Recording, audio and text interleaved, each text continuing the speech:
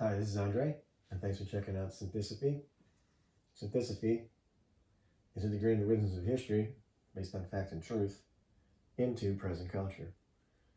The roots being synthesis, history, and Sophie, as in philosophy.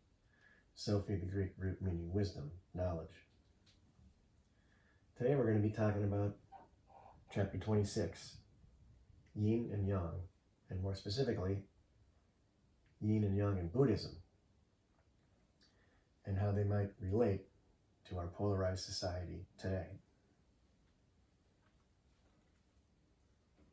In Chinese philosophy, Yin and Yang, which in Chinese is one word, Yin Yang, and literally means dark bright, describes how seemingly opposite or contrary forces may actually be complementary and interdependent, and when working together, actually create nature and the natural world.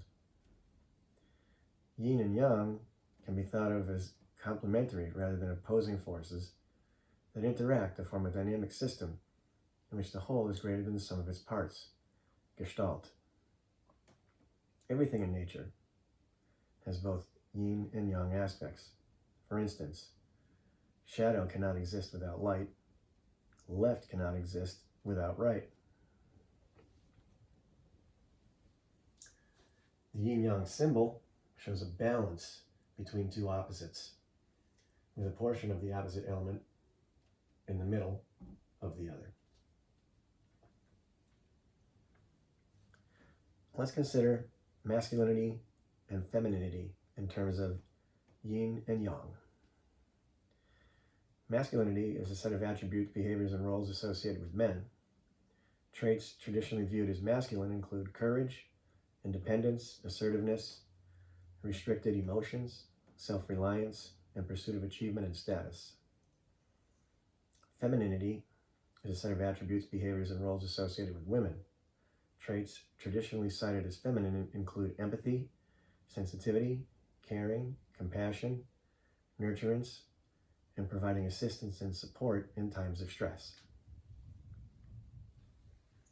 Let's read a pertinent quote from Sebastian Junger, which was previously mentioned here in chapter 7, from his book, Tribe, on Homecoming and Belonging. Quote, "The most alarming rhetoric comes out of the dispute between liberals and conservatives. It's a dangerous waste of time because they're both right. The perennial conservative concern about high taxes supporting a non-working underclass has entirely illegitimate roots in our evolutionary past and shouldn't be dismissed out of hand. Early hominids lived a precarious existence where the freeloaders were a direct threat to survival, and so they developed an exceedingly acute sense of whether they were being taken advantage of by members of their own group. By the same token, one of the hallmarks of early human society was the emergence of a culture of compassion that cared for the ill, the elderly, the wounded, and the unlucky. In today's terms, that is a common liberal concern that also has to be taken into account.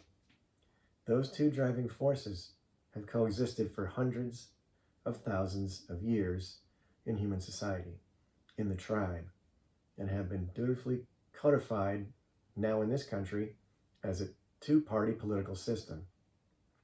The eternal argument over so-called entitlement programs, and more broadly over liberal and conservative thought, will never be resolved because each side represents an ancient and absolutely essential component of our evolutionary past."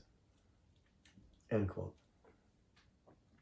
As implied by Junger's statement, conservatives, and particularly the far right, are the masculine, yin, and the liberals, particularly the far left, are the feminine, yang. In the past 4 million years of Paleolithic human evolution, these two traits were working together in harmony and were invaluable to the survival of the species. Otherwise, our species could very well have gone extinct. Yin and yang were evolutionarily selected and are a product of human evolution. But now, yin and yang seem to be separated and working against each other. as seen in the upside down bell curve, showing the polarization now of the left and the right.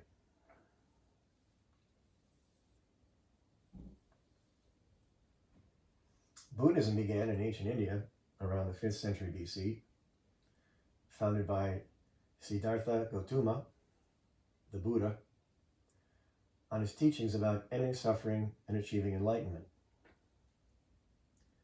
Buddhism has the 4 truths. Life involves suffering. Suffering is caused by desire. It is possible to end suffering. The path to end suffering is practicing the middle way. The middle way is a path of balance between living a life of ascetic self-denial and extreme self-indulgence and pleasure. As every centrist knows, the challenge of walking the middle way is that extremists on both sides see their enemy in you. So based on what we presented, perhaps it would be wise to integrate yin-yang into our society, which would decrease polarization and create a more centrist culture, which is the mission of synthesophy. Perhaps it would be wise to integrate the Buddhist middle way into our society, which would decrease polarization and create a more centrist culture, as is the mission of synthesophy. So let's try and get away from illiberal left and alt-right polarization. Move towards the more rational center, integrating aspects of both yin-yang and the middle way, so our society resembles more the functional tribe from whence we genetically and evolutionarily